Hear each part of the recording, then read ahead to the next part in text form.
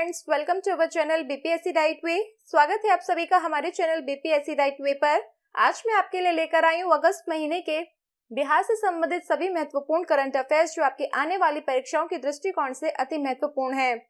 अगर आपने अभी तक हमारा टेलीग्राम चैनल ज्वाइन नहीं किया है तो इसे ज्वाइन कर ले। टेलीग्राम चैनल पर आपको प्रतिदिन एग्जाम से related latest update, current affairs, quiz आदि उपलब्ध करवाए जाते हैं। आप हमारे वेबसाइट पर भी विजिट कर सकते हैं जहां बिहार की परीक्षाओं से संबंधित सभी कंटेंट उपलब्ध हैं। साथ ही साथ आप हमारे मोबाइल ऐप को भी डाउनलोड कर ले जहां आपको बिहार की प्रतियोगिता परीक्षाओं से संबंधित टेस्ट सीरीज समय समय पर उपलब्ध करवाई जाती है। एक जरूरी सूचना, आप सभी की बीपीएससी 67 और सीडीपीओ की अच्छी तैयारी के लिए हम 1 सितंबर से फ्री क्विज स्टार्ट करने जा रहे हैं। क्विज में पार्टिसिपेट करने के लिए आप हमारे टेलीग्राम चैनल को ज्वाइन करें। धन्यवाद। तो चलिए शुरू करते हैं आज का हमारा सेशन और देखते हैं हमारा आज का पहला प्रश्न।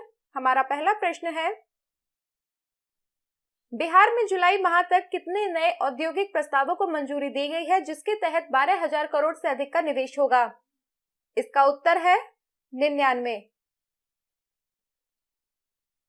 बिहार में राज्य निवेश संवर्धन बोर्ड ने 99 नए प्रस्तावों को मंजूरी दी है। विकास आयुक्त अमीर सुबहानी की अध्यक्षता में हुई बैठक में कुल 99 प्रस्तावों को स्टेज 1 की मंजूरी के लिए सहमति दी गई। इसमें स्वीकृत प्रस्तावों के तहत 12,744.59 करोड़ रुपए का निवेश किया जाएगा। एसआईपीसी ने जिन 99 प्रस्तावों को अपनी मंजूरी दी है उनमें से 59 प्रस्ताव अकेले इथेनॉल के लिए है। इन पर 88 करोड़ रुपए का निवेश किया जाएगा। इन प्रस्तावों में इथेनॉल उत्पादन से संबंधित 59 इकाइयां जिसमें 12,347.88 करोड़ का पूंजी निवेश, ऑक्सीजन उत्पादन से संबंधित 5 इकाइयां जो 9.27 करोड़ की पूंजी निवेश करेगी। तो आप सभी को याद रखना है, बिहार में जुलाई माह तक 99 नए औद्योगिक प्रस्तावों को मंजूरी दी गई है जिसके तहत 12,000 करोड़ से अधिक का निवेश होगा। हमारा अगला प्रश्न है, स्मार्ट सिटी परियोजना की गति धीमी होने के कारण देश भर के 100 शहरों में पटना का स्थान क्या है? इसका उत्तर है 62वां। स्मार्ट सिटी परियोजना की धीमी गति के कारण पटना देश भर के 100 शहरों में 62वें स्थान पर है। देश के 100 स्मार्ट शहरों में भोपाल सबसे ज्यादा पैसा खर्च करने वाला शहर बन गया है। इसके साथ ही सूरत दूसरे, इंदौर, अहमदाबाद तीसरे स्थान पर है। बिहार के 100 शहरों में पटना 62वें, बिहार शरीफ 70वें, भागलपुर 91वें और मुजफ्फरपुर 99वें स्थान पर है। पुडुचेरी देश भर के शहरों की सूची में सबसे नीचे है। इस बार चयनित योजना और व्यय राशि के साथ साथ हस्तांतरण के आधार पर स्मार्ट शहरों की रैंकिंग निर्धारित की गई है। तो आपको याद रखना है, स्मार्ट सिटी परियोजना की गति धीमी होने के कारण देश भर के 100 शहरों में पटना 62वें स्थान पर है। हमारा अगला प्रश्न है, बिहार का पहला फ्लोटिंग पावर ग्रिड किस जिले में बनाया जा रहा है? इसका उत्तर है दरभंगा।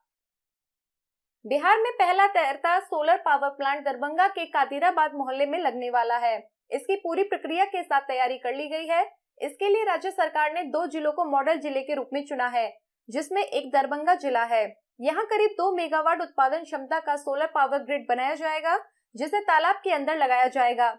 खास बात यह है कि जिस तालाब में इसे लगाया जाएगा उसमें मछली पालन के साथ साथ सौर ऊर्जा से बिजली उत्पादन भी किया जाएगा। तो आपको याद रखना है, बिहार का पहला फ्लोटिंग पावर ग्रिड दरभंगा जिले में बनाया जा रहा है। हमारा अगला प्रश्न है, हाल ही में उद्योग मंत्री शाहनवाज हुसैन द्वारा गारमेंट्स मैन्युफैक्चरिंग यूनिट का उद्घाटन कहां किया गया? इसका उत्तर है असरगंज। बिहार सरकार के उद्योग मंत्री शाहनवाज हुसैन ने सुल्तानगंज के असरगंज में गारमेंट्स निर्माण इकाई का उद्घाटन किया। यह कारखाना सैकड़ों मशीनों से शुरू किया गया है जहां कपड़े काटने से लेकर सिलाई और पैकिंग तक किया जाएगा। स्थानीय महिलाओं को काम सिखाकर रोजगार दिया जाएगा। तो आपको याद रखना है, हाल ही में उद्योग मंत्री शाहनवाज हुसैन द्वारा गारमेंट्स मैन्युफैक्चरिंग यूनिट का उद्घाटन सुल्तानगंज के असरगंज में किया गया है। हमारा अगला प्रश्न है, बिहार का 100% डिजिटल बैंकिंग वाला पहला जिला कौन बन गया है? इसका उत्तर है जहानाबाद। जहानाबाद 100% डिजिटल बैंकिंग वाला बिहार का पहला जिला बन गया है।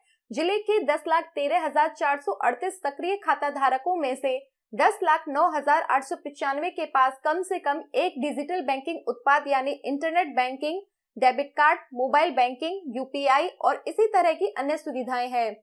यह कुल सक्रिय खाते का 99.65% है।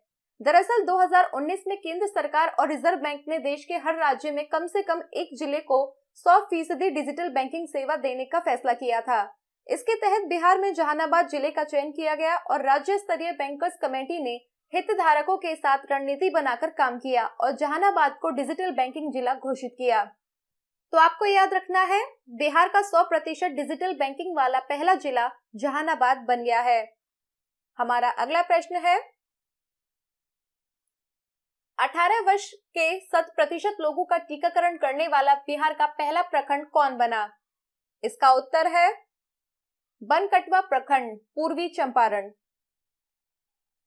पूर्वी चंपारण का बनकटवा प्रखंड बिहार का ऐसा पहला प्रखंड बन गया है जहां 18 साल के बच्चों का 100% टीकाकरण किया जा चुका है। बिहार संक्रमण को नियंत्रित करने में अग्रणी राज्यों में से एक रहा है। टीकाकरण के मामले भी जोर पकड़ रहे हैं। प्रधानमंत्री नरेंद्र मोदी और मुख्यमंत्री नीतीश कुमार के निर्देश पर स्वास्थ्य विभाग हर उम्र के लोगों का तेजी से टीकाकरण कर रहा है। तो आपको याद रखना है, 18 वर्ष के 100% लोगों का टीकाकरण करने वाला बिहार का पहला प्रखंड बनकटवा प्रखंड बना है। हमारा अगला प्रश्न है, उत्तर बिहार का पहला और राज्य का दूसरा थैलेसीमिया डे केयर सेंटर कहां प्रारंभ किया जा रहा है? इसका उत्तर है मुजफ्फरपुर। थैलेसीमिया पीड़ित बच्चों के एकीकृत इलाज के लिए अगले माह तक मुजफ्फरपुर के SKMCH में डे केयर सेंटर शुरू किया जाएगा। TMCH के बाद यह राज्य का दूसरा डे केयर सेंटर होगा। इस केंद्र का मुख्य उद्देश्य थैलेसीमिया रोग से पीड़ित बच्चों को बेहतर इलाज, देखभाल और परामर्श देना है। थैलेसीमिया एक ऐसी बीमारी है जो बच्चे को जन्म से ही जकड़ लेती है। यह रोग एक प्रकार का रक्त विकार है। जन्म के बाद नवजात के शरीर में लाल रक्त कोशिकाओं का निर्माण ठीक से नहीं हो पाता और इन कोशिकाओं की उम्र भी कम हो जाती है, जिसके बाद उस बच्चे को हर साल 12 से 14 यूनिट रक्त देना पड़ता है। इसके लिए बीमार बच्चे को हर महीने 1 यूनिट रक्त देना जरूरी हो जाता है।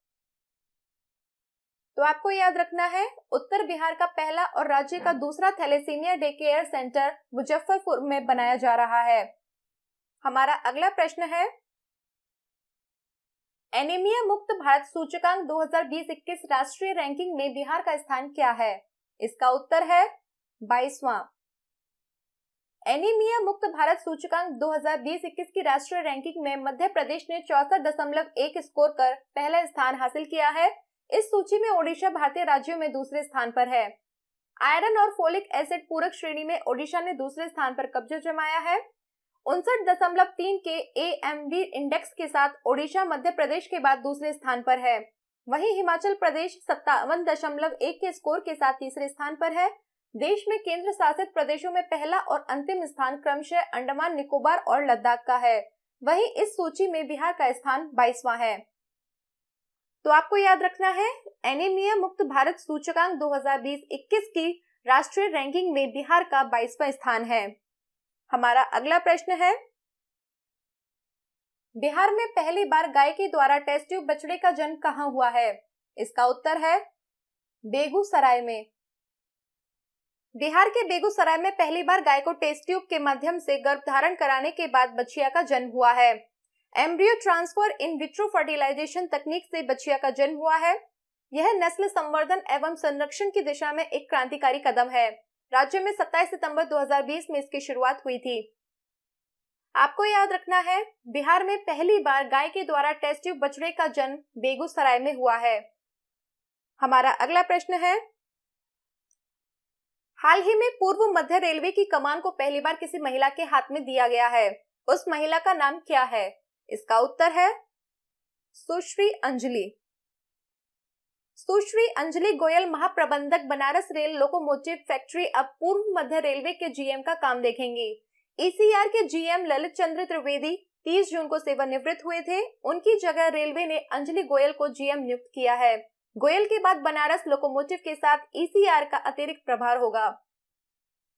तो आपको याद रखना है, हाल ही में पूर्व मध्य रेलवे की कमान को पहली बार जिस महिला के हाथ में दिया गया है उनका नाम है सुश्री अंजलि। हमारा अगला प्रश्न है, बिहार के सभी 38 जिलों में कुल कितने हेल्थ एंड वेलनेस सेंटर बनाने की घोषणा की गई है? इसका उत्तर है 1205। बिहार स्वास्थ्य विभाग जल्दी बिहार के सभी 38 जिलों में 1205 हेल्थ एंड वेलनेस सेंटर स्थापित करने जा रहा है। इस पूरी कवायद का मकसद लोगों तक स्वास्थ्य सुविधाएं पहुंचाना है। बिहार के सभी 243 विधानसभा क्षेत्रों में न केवल 1205 स्वास्थ्य एवं कल्याण केंद्र बनाए जाएंगे, प्रत्येक विधानसभा क्षेत्र में एक अतिरिक्त प्राथमिक स्वास्थ्य केंद्र के अलावा सरकार राज्य में 118 सामुदायिक स्वास्थ्य केंद्र भी खोलने जा रही है। सरकार ने इस काम को पूरा करने की जिम्मेदारी Bihar medical services and infrastructure corporation limited को दे दी है। तो आपको याद रखना है, बिहार के सभी 38 जिलों में 1205 हेल्थ एंड वेलनेस सेंटर बनाने की घोषणा की गई है। हमारा अगला प्रश्न है, पिछले 6 महीनों में निवेश के मामलों में कौन सा राज्य सबसे आगे है? इसका उत्तर है बिहार। बिहार में पिछले 6 महीने में 34,499 करोड़ रुपए के निवेश का प्रस्ताव आया है। इस मामले में बिहार देश में सबसे आगे रहा है। उद्योग विभाग को अब तक मिले प्रस्तावों को देखें तो राज्य के 5 ऐसे जिले हैं जहां पर 2000 करोड़ के करीब या उससे अधिक प्रस्ताव आए हैं। इसमें खासतौर पर सबसे पहले पायदान पर मुजफ्फरपुर है, वहीं दूसरे पायदान पर बेगूसराय, तीसरे पायदान पर पटना और चौथे पायदान पर मधुबनी और पूर्णिया शामिल है। तो आपको याद रखना है, पिछले 6 महीनों में निवेश के मामले में बिहार राज्य सबसे आगे है। हमारा अगला प्रश्न है, बिहार के किस मशहूर हड्डी रोग विशेषज्ञ को विश्व हिंदू परिषद का अध्यक्ष बनाया गया है? इसका उत्तर है डॉक्टर RN सिंह। पटना के प्रसिद्ध हड्डी रोग विशेषज्ञ डॉक्टर RN सिंह विश्व हिंदू परिषद के नए अध्यक्ष चुने गए हैं। विश्व हिंदू परिषद की नई दिल्ली में चल रही केंद्रीय प्रबंधन समिति और न्यासी बोर्ड की 2 दिवसीय बैठक में उनके नाम पर मुहर लग गई है। 2 दिन तक चले इस कार्यक्रम के पहले ही दिन डॉक्टर RN सिंह अध्यक्ष पद के लिए चुन लिए गए। सिंह पूर्व न्यायाधीश विष्णु सदाशिव कोकजे की जगह लेंगे।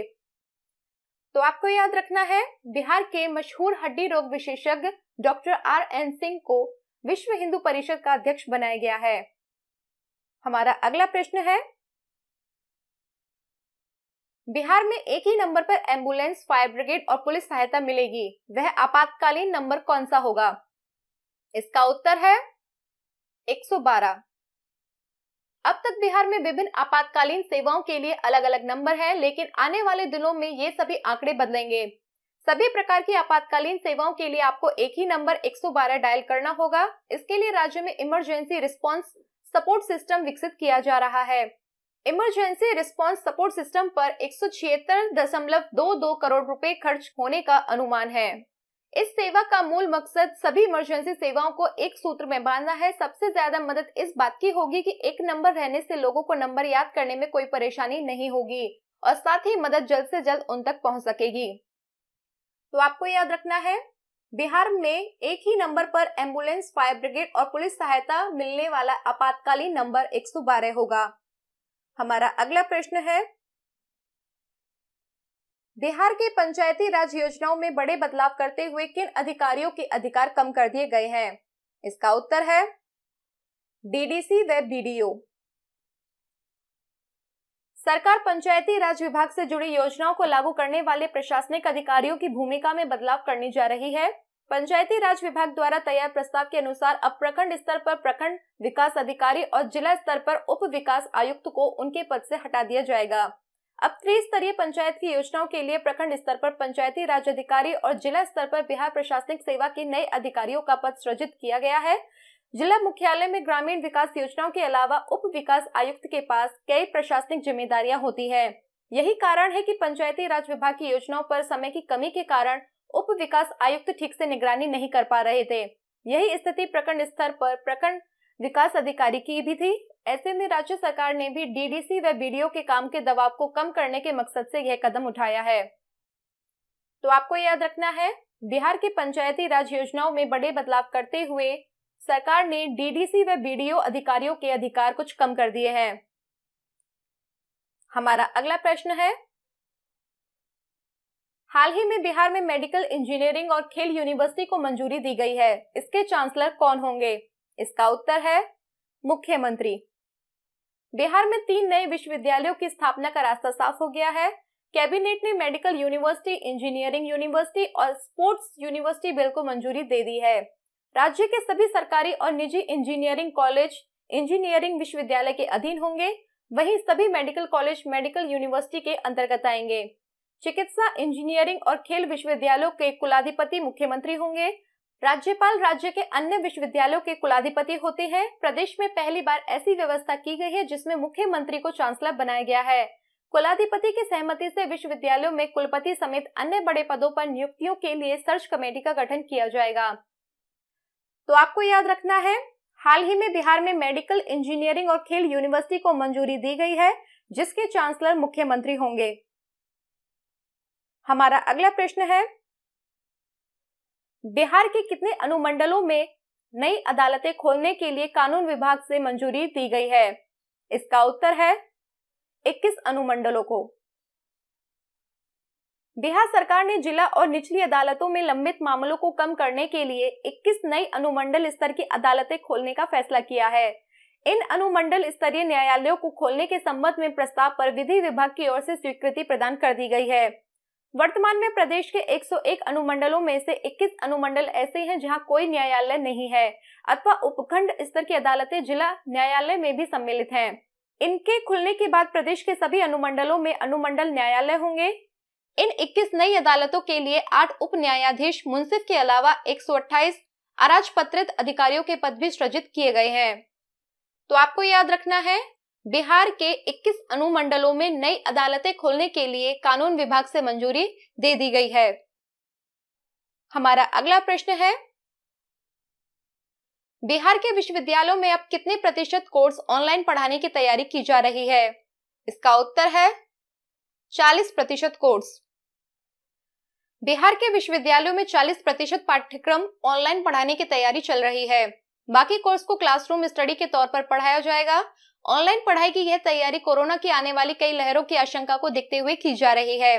फिलहाल राज्य के विश्वविद्यालयों को इस दिशा में तैयारी करने को कहा गया है। इसके साथ ही शिक्षा विभाग ने ऑनलाइन पढ़ाई के लिए सामग्री के चयन के लिए सुझाव देने के लिए आईटी और आईसीटी कार्यान्वयन समिति का भी गठन किया है। तो आपको याद रखना है, बिहार के विश्वविद्यालयों में अब 40% कोर्स को ऑनलाइन पढ़ाने की तैयारी की जा रही है। हमारा अगला प्रश्न है, हाल ही में किस राज्य विधानसभा में खेल विश्वविद्यालय विधेयक पारित किया गया है? इसका उत्तर है बिहार। बिहार के खिलाड़ियों की प्रतिभा को निखारने के लिए नीतीश सरकार ने बड़ा तोहफा दिया है। Bihar sports university bill Bihar Vidhan Sabha में पास हो गया है। इस बिल के पारित होने के बाद उम्मीद की जा रही है कि राज्य के उन खिलाड़ियों के दिन अब बदलेंगे जो बुनियादी सुविधाओं के लिए लगातार संघर्ष कर रहे हैं। तो आपको याद रखना है, हाल ही में बिहार राज्य विधानसभा में खेल विश्वविद्यालय विधेयक पारित किया गया है। हमारा अगला प्रश्न है, बिहार का 11वां सरकारी मेडिकल कॉलेज कौन बना है? इसका उत्तर है पूर्णिया मेडिकल कॉलेज। बिहार का पूर्णिया मेडिकल कॉलेज राज्य का 11वां सरकारी मेडिकल कॉलेज बन गया है। राज्य कैबिनेट की बैठक में सीएम नीतीश कुमार ने पूर्णिया में नए मेडिकल कॉलेज अस्पताल के निर्माण को मंजूरी दे दी है। पूर्णिया मेडिकल कॉलेज में एमबीबीएस की 100 सीटों पर नामांकन होगा। इसके साथ ही यह बिहार का 11वां सरकारी मेडिकल कॉलेज अस्पताल बन जाएगा। यहाँ कम से कम 500 बेड की सुविधा मिलेगी। इसके साथ ही राज्य के सरकारी मेडिकल कॉलेजों में एमबीबीएस की सीटें इस कॉलेज के बाद बढ़कर 1390 हो जाएंगी। जानकारी के मुताबिक इस समय बिहार के सरकारी मेडिकल कॉलेजों में एमबीबीएस की 1290 सीटें हैं। तो आपको याद रखना है, बिहार का 11वां सरकारी medical college Purnia medical college बना है। हमारा अगला प्रश्न है, अंतरराष्ट्रीय मानक के अनुरूप बीज उत्पादन, प्रबंधन और बीज की पारदर्शी प्रणाली लागू करने वाला देश का पहला सरकारी संस्थान कौन बना है? इसका उत्तर है बिहार राज्य बीज निगम। बिहार राज्य बीज निगम देश का पहला सरकारी संस्थान बन गया है, जिसके अंतरराष्ट्रीय मानक के अनुरूप बीज उत्पादन, प्रबंधन और बीज की पारदर्शी प्रणाली पर भारतीय मानक ब्यूरो ने भी अपनी मुहर लगा दी है। देश भर में उत्कृष्ट कार्य करने वाले संस्थाओं को ISO प्रमाण पत्र देने वाली इस संस्था ने बिहार बीज निगम को 3 क्षेत्र में ISO प्रमाण पत्र दिया है। भारतीय मानक ब्यूरो द्वारा बिहार राज्य बीज निगम को गुणवत्ता प्रबंध पद्धति प्रमाणन, पर्यावरण प्रबंध पद्धति प्रमाणन एवं रिश्वत विरोधी प्रबंध प्रमाणन के लिए प्रमाण पत्र दिया गया है। तो आपको याद रखना है, अंतरराष्ट्रीय मानक के अनुरूप बीज उत्पादन, प्रबंधन और बीज की पारदर्शी प्रणाली लागू करने वाला देश का पहला सरकारी संस्थान बिहार राज्य बीज निगम बना है। एक जरूरी सूचना, आप सभी की बीपीएससी 67 और सीडीपीओ की अच्छी तैयारी के लिए हम 1 सितंबर से फ्री क्विज स्टार्ट करने जा रहे हैं। क्विज में पार्टिसिपेट करने के लिए आप हमारे टेलीग्राम चैनल को ज्वाइन करें। धन्यवाद। हमारा अगला प्रश्न है, किस रेल परियोजना के तहत समस्तीपुर मंडल के जयनगर और नेपाल के कुर्था के बीच रेलवे का परिचालन तथा ट्रायल किया गया? इसका उत्तर है भारत नेपाल मैत्री रेल परियोजना। भारत और नेपाल के बीच जल्दी ही पटरी पर ट्रेन दौड़ेगी। बिहार के जयनगर से ट्रेन लाइन नेपाल से जोड़ी जा चुकी है। लगभग 619 करोड़ रुपए लागत से भारत नेपाल मैत्री रेल परियोजना के तहत पहले चरण का काम तेजी से हो रहा है। दोनों स्टेशनों के बीच करीब 34.50 किलोमीटर लंबे नव आमान परिवर्तित रेलखंड पर लोकोमोटिव इंजन द्वारा 110 किलोमीटर प्रति घंटा की गति से सफलतापूर्वक स्पीड ट्रायल किया गया। इस दौरान इरकॉन और नेपाल रेलवे के कई वरिष्ठ उच्च अधिकारी मौजूद रहे। उम्मीद जताई जा रही है कि जल्द ही इस रेलखंड पर ट्रेन सेवाएं शुरू होंगी। तो आपको याद रखना है, भारत नेपाल मैत्री रेल परियोजना के तहत समस्तीपुर मंडल के जयनगर और नेपाल के कुर्था के बीच रेलवे का परिचालन और ट्रायल किया गया है। हमारा अगला प्रश्न है, जल को संरक्षित कर खेती और पशुपालन के लिए चारे का उत्पादन करने के लिए भारत सरकार द्वारा किसे पंडित दीनदयाल उपाध्याय अंत्योदय कृषि पुरस्कार 2020 से सम्मानित किया गया है? इसका उत्तर है वंदना कुमारी। बांका के कटोरिया के मेधा गांव की प्रगतिशील किसान वंदना कुमारी ने जल संरक्षण कर सब्जियों और पशुओं के लिए हरे चारे के उत्पादन में नवीनता लाने के लिए राष्ट्रीय स्तर पर अपनी पहचान बनाई है। भारतीय कृषि अनुसंधान परिषद के 93वें स्थापना दिवस पर उन्हें कृषि मंत्री की उपस्थिति में पंडित दीनदयाल उपाध्याय अंत्योदय कृषि पुरस्कार 2020 के राष्ट्रीय पुरस्कार से सम्मानित किया गया। केंद्रीय मंत्री कृषि नरेंद्र सिंह तोमर ने ICAR के महानिदेशक त्रिलोचन महापात्र की अध्यक्षता में आयोजित एक ऑनलाइन समारोह में वंदना को 1 लाख रुपए का चेक और प्रशस्ति पत्र प्रदान किया। तो आपको याद रखना है, जल को संरक्षित कर खेती और पशुपालन के लिए चारे का उत्पादन करने के लिए भारत सरकार द्वारा वंदना कुमारी को पंडित दीनदयाल उपाध्याय अंत्योदय कृषि पुरस्कार 2020 से सम्मानित किया गया है। हमारा अगला प्रश्न है, बिहार सरकार द्वारा हाल ही में किसे डॉक्टर फादर कामिल बुल्के पुरस्कार दिया गया है? इसका उत्तर है अनंत विजय। बिहार सरकार के राजभाषा विभाग ने नोएडा में कार्यरत एसोसिएट एडिटर अनंत विजय को सम्मानित करने की घोषणा की है। उन्हें डॉक्टर फादर कामिल बुल्के पुरस्कार दिया जाएगा। अनंत विजय को 2 साल पहले स्वर्ण कमल में सिनेमा पर सर्वश्रेष्ठ लेखन के लिए राष्ट्रीय पुरस्कार से सम्मानित किया गया है। उनकी अब तक 12 पुस्तकें प्रकाशित हो चुकी हैं, जिसमें मार्क्सवाद और अमेठी संग्राम का आधा सच बहुत लोकप्रिय रहा है।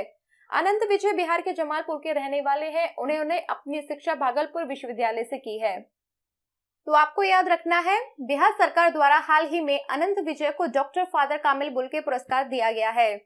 हमारा अगला प्रश्न है, बिहार के किस खिलाड़ी को विश्व बैडमिंटन रैंकिंग में टॉप 200 में शामिल किया गया है?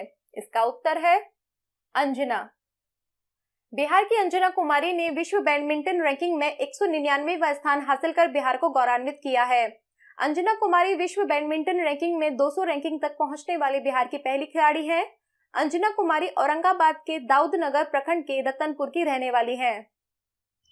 तो आपको याद रखना है, बिहार की खिलाड़ी अंजना कुमारी को विश्व बैडमिंटन रैंकिंग में टॉप 200 में शामिल किया गया है। हमारा अगला प्रश्न है, बिहार में पटना से बेतिया तक के लिए नए नेशनल हाईवे का निर्माण किया जा रहा है। इस हाईवे का नाम क्या होगा? इसका उत्तर है NH 139W। बिहार की राजधानी पटना से बेतिया की दूरी जल्द ही कम हो जाएगी। पटना से बेतिया तक बनने वाले नए राष्ट्रीय राजमार्ग NH 139W के बनने से यह संभव होगा। केंद्र सरकार ने इस नए नेशनल हाईवे के लिए नोटिफिकेशन जारी किया है। तो आपको याद रखना है, बिहार में पटना से बेतिया तक के लिए NH 139W नेशनल हाईवे का निर्माण किया जा रहा है। हमारा अगला प्रश्न है, हाल ही में किस मंदिर की राम रसोई को ट्रेडमार्क सर्टिफिकेट दिया गया है? इसका उत्तर है महावीर मंदिर पटना। अयोध्या में चल रहे पटना के महावीर मंदिर की ओर से राम रसोई को भारत सरकार के ट्रेडमार्क रजिस्ट्री विभाग ने अपना सर्टिफिकेट दे दिया है। निबंधित ट्रेडमार्क मिलने से अब देश में दूसरी कोई संस्था या व्यक्ति राम रसोई नाम का इस्तेमाल नहीं कर सकेगा। नवंबर 2019 में रामलला के पक्ष में सुप्रीम कोर्ट का फैसला आने के बाद यह राम रसोई अयोध्या में प्रारंभ की गई थी। तो आपको याद रखना है, हाल ही में पटना के महावीर मंदिर में राम रसोई को ट्रेडमार्क सर्टिफिकेट दिया गया है। हमारा अगला प्रश्न है, हाल ही में बिहार में किस सॉफ्टवेयर की मदद से चकबंदी करने के लिए आईआईटी रुड़की से करार को वित्त विभाग की सहमति प्रदान की गई है? इसका उत्तर है चक बिहार।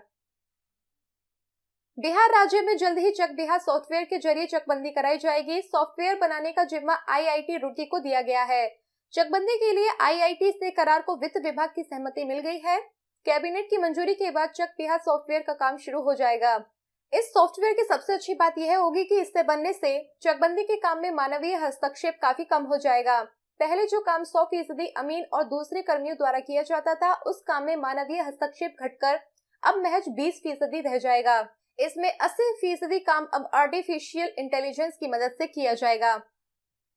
तो आपको याद रखना है, हाल ही में बिहार में चक बिहार सॉफ्टवेयर की मदद से चकबंदी करने के लिए आईआईटी रुड़की से करार को वित्त विभाग की सहमति प्रदान की गई है। हमारा अगला प्रश्न है, बिहार के किस जिले में मेगा स्किल सेंटर का निर्माण किया जा रहा है? इसका उत्तर है मुजफ्फरपुर, दरभंगा व नालंदा। मुजफ्फरपुर सहित दरभंगा व नालंदा जिले में पायलट प्रोजेक्ट के तहत मेगा स्किल सेंटर खोला जाएगा। इन केंद्रों पर वर्तमान जरूरत के हिसाब से युवाओं को स्किल्ड किया जाएगा। जिन बच्चों का एडमिशन आईटीआई या पॉलिटेक्निक में नहीं होगा, वे स्किल सेंटर में दाखिला ले सकेंगे। तो आपको याद रखना है, बिहार के मुजफ्फरपुर, दरभंगा व नालंदा जिलों में मेगा स्किल सेंटर का निर्माण किया जा रहा है। हमारा अगला प्रश्न है, हाल ही में किनके द्वारा देश में पहली बार आई नैनो यूरिया लॉन्च किया गया? इसका उत्तर है कृषि मंत्री अमरेंद्र प्रताप सिंह।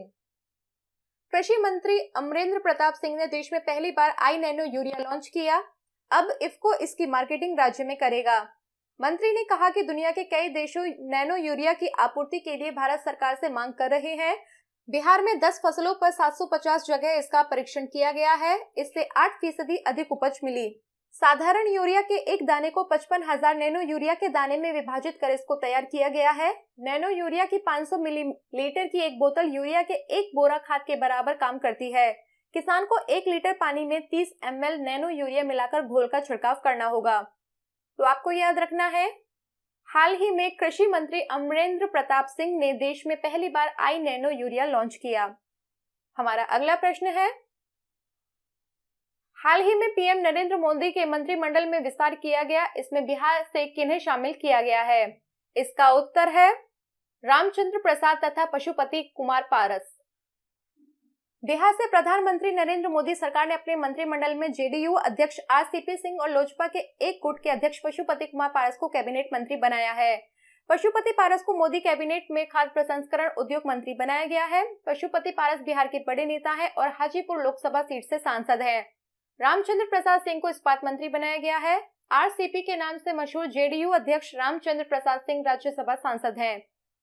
तो आपको याद रखना है, हाल ही में पीएम नरेंद्र मोदी के मंत्रिमंडल में बिहार के रामचंद्र प्रसाद तथा पशुपति कुमार पारस को शामिल किया गया है।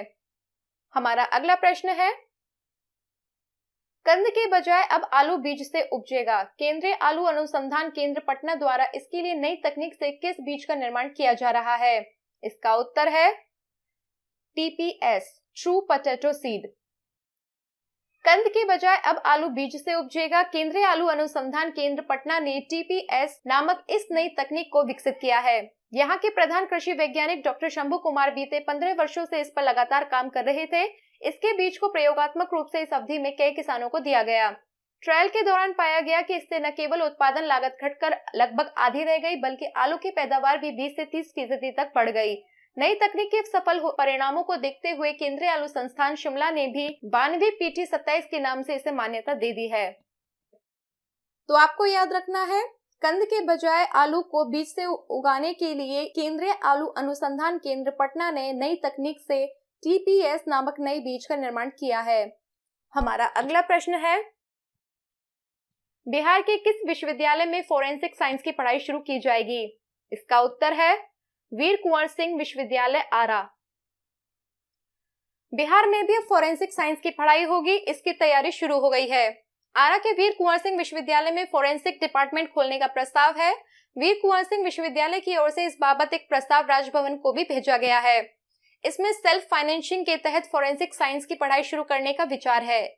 इसके तहत cyber crime, forensic engineering, forensic audit आदि की भी पढ़ाई होगी। तो आपको याद रखना है, बिहार के वीर कुंवर सिंह विश्वविद्यालय में फोरेंसिक साइंस पढ़ाने का विचार किया गया है। हमारा अगला प्रश्न है, बिहार में किस देश की टेक्नोलॉजी की सहायता से चलता फिरता बिजली घर तैयार किया जा रहा है? इसका उत्तर है फ्रांस। पटना में फ्रांस की एडवांस्ड टेक्नोलॉजी की बदौलत कंटेनर में चलंत पावर सब स्टेशन बना दिए गए हैं। इस संबंध में पायलट प्रोजेक्ट के तहत आयातित 6 ई पावर सब स्टेशन स्थापित किए जा रहे हैं। 4 पटना के लिए और एक मुजफ्फरपुर तथा समस्तीपुर के लिए है। एक तरफ जहां पावर स्टेशन के लिए बड़ी मात्रा में भूमि की जरूरत होती है, वहीं दूसरी तरफ इन्हें महज 250 वर्ग मीटर में स्थापित किया जा सकेगा। वर्तमान में पावर सब स्टेशन के लिए 2400 वर्ग मीटर की जमीन की जरूरत पड़ती है। इस तरह से 10 गुना कम भूमि में इसे स्थापित कर लाभ उठाया जा सकता है। तो आपको याद रखना है, बिहार में फ्रांस की टेक्नोलॉजी की सहायता से चलता फिरता बिजली घर तैयार किया जा रहा है। हमारा अगला प्रश्न है, किस देश के कॉन्सुलेट जनरल ऑफ इंडिया ने बिहार को अपना टूरिज्म पार्टनर बनाया है? इसका उत्तर है दक्षिण अफ्रीका। दक्षिण अफ्रीका के जोहान्सबर्ग स्थित कॉन्सुलेट जनरल ऑफ इंडिया ने बिहार को अपना टूरिज्म पार्टनर बनाया है। बिहार के मुख्यमंत्री नीतीश कुमार ने भी सहमति दे दी है। दक्षिण अफ्रीका और उसके आसपास के देशों में बसे भारतीयों और विशेषकर बिहारियों को बिहार के पर्यटन स्थलों का भ्रमण करने के लिए जागरूकता फैलाने के उद्देश्य से यह कार्यक्रम तैयार किया गया है। दक्षिण अफ्रीका के अलावा इसके पड़ोसी देशों Zimbabwe, Namibia, Botswana, Lesotho, Swaziland, Mozambique आदि में भी बिहार के पर्यटक स्थलों के बारे में प्रचार प्रसार किया जाएगा और लोगों को बिहार में घूमने आने के लिए जागरूक करने के उद्देश्य से कार्यक्रम आयोजित किए जाएंगे। तो आपको याद रखना है, दक्षिण अफ्रीका के कॉन्सुलेट जनरल ऑफ इंडिया ने बिहार को अपना टूरिज्म पार्टनर बनाया है। हमारा अगला प्रश्न है, बिहार के किस विश्वविद्यालय में मिल्खा सिंह खेल परिसर का उद्घाटन किया गया है? इसका उत्तर है दक्षिण बिहार केंद्रीय विश्वविद्यालय। देश के उत्कृष्ट शिक्षण संस्थानों में से एक दक्षिण बिहार केंद्रीय विश्वविद्यालय में नवनिर्मित मिल्खा सिंह खेल परिसर का उद्घाटन किया गया। विवि के कुलपति हरिश्चंद्र सिंह राठौर ने विवि के पहले स्थायी खेल परिसर का उद्घाटन किया। खेल परिसर अति आधुनिक सुविधाओं से लैस है और यहाँ विद्यार्थियों को विशेषज्ञों की देखरेख में सभी प्रकार के खेलों का प्रशिक्षण दिया जाएगा। तो आपको याद रखना है, बिहार के दक्षिण बिहार केंद्रीय विश्वविद्यालय में मिल्खा सिंह खेल परिसर का उद्घाटन किया गया है। हमारा अगला प्रश्न है, बिहार सरकार जैविक खेती करने वाले किसानों को प्रति एकड़ कितनी राशि का अनुदान देगी? इसका उत्तर है 11,500 रुपए। जैविक खेती को बढ़ावा देने के लिए सरकार किसानों को अनुदान मुहैया करा रही है, जिससे कृषि में रासायनिक उर्वरकों का उपयोग कम हो सके ताकि भूमि की उर्वरा शक्ति बनी रहे। इसके लिए बिहार सरकार ने 362 जैविक किसान समूहों का गठन किया है। इसके तहत किसानों को 11,500 रुपए प्रति एकड़ के हिसाब से अनुदान दिया जा रहा है। अब तक 5,539 किसानों को 574.6185 लाख रुपए का अनुदान उनके खातों में दिया जा चुका है। इस योजना के तहत राज्य में किसानों को कृषि विज्ञान केंद्र से ट्रेनिंग के साथ साथ सब्सिडी भी उपलब्ध करवाई जा रही है। तो आपको याद रखना है, बिहार सरकार जैविक खेती करने वाले किसानों को प्रति एकड़ 11,500 रुपए की राशि का अनुदान देगी। हमारा अगला प्रश्न है, कैदियों को ऑनलाइन डिजिटल प्रशिक्षण देने वाला देश का पहला जेल कौन बन गया है? इसका उत्तर है बांका। बिहार के बांका जेल की हर जगह सराहना हो रही है। इसके पीछे वजह यह है कि प्रधानमंत्री ग्रामीण डिजिटल साक्षरता अभियान के तहत यहाँ के जेल में बंदियों के लिए प्रशिक्षण अभियान शुरू किया गया है। इस तरह से बांका जेल ऐसा करने वाला देश का प्रथम जेल बन गया है। तो आपको याद रखना है, कैदियों को ऑनलाइन डिजिटल प्रशिक्षण देने वाला देश का पहला जेल बांका जेल बन गया है। हमारा अगला प्रश्न है, हाल ही में किसे निर्वाचन आयोग का सचिव बनाया गया है? इसका उत्तर है मुकेश कुमार सिन्हा। मुकेश कुमार सिन्हा को राज्य निर्वाचन आयोग का सचिव बनाया गया है। इसके पहले वह उप विकास आयुक्त सह मुख्य कार्यपालक पदाधिकारी सुपौल के पद पर थे। तो आपको याद रखना है, हाल ही में मुकेश कुमार सिन्हा को निर्वाचन आयोग का सचिव बनाया गया है। हमारा अगला प्रश्न है, जुलाई के तीसरे सप्ताह में बिहार की बेरोजगारी दर कितने प्रतिशत पहुंच गई है? इसका उत्तर है 10.5%। CMIEE की रिपोर्ट के मुताबिक इस समय देश में सबसे ज्यादा बेरोजगारी दर पुडुचेरी में है, जहां के 47.1% लोग बेरोजगार हैं।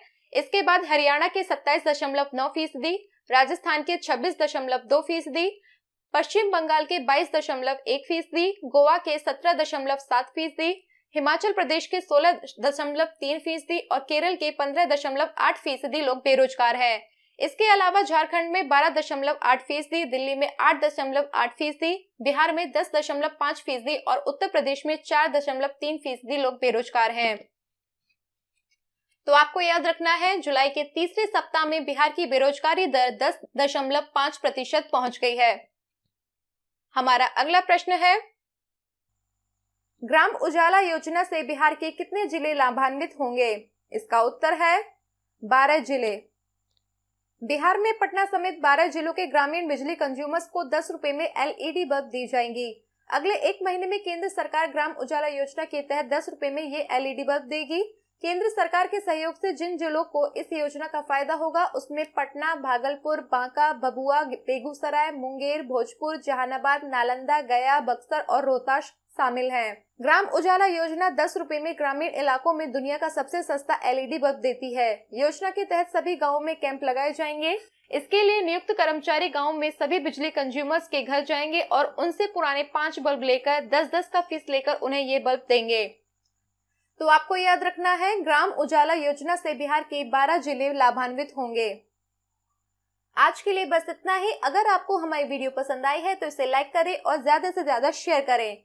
आप हमें हमारी वेबसाइट www.bpscdightway.in साथ ही साथ हमारे टेलीग्राम चैनल @bpscdightway पर भी विजिट कर सकते हैं। तो दोस्तों, आज के लिए बस इतना ही। जल्दी मुलाकात होगी फिर एक नई वीडियो के साथ। तब तक हमारे साथ बने रहने के लिए आप सभी का धन्यवाद। Good bye.